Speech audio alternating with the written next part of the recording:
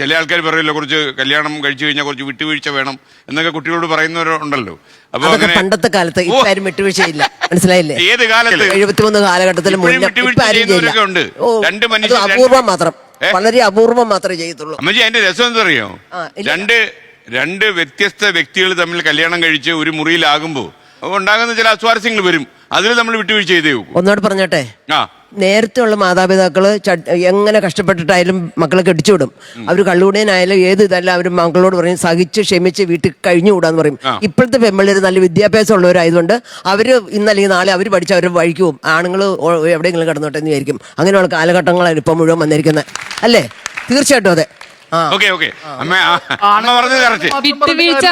വിട്ടുവീഴ്ച എന്നതിന് ഒരു ബൗണ്ടറി ഇല്ലേ സർ? ഇപ്പൊ പറഞ്ഞു ആണുങ്ങൾ മദ്യപാനം അതായത് അങ്ങനെ കിടക്കുന്നു ഇങ്ങനെ കിടക്കുന്ന ഒരു ആരോപണം വന്നു. എന്റെ കേസിൽ കൃത്യമായൊരു കോടതി വിധിയുണ്ട്. The petitioner mother is a drunkard lady.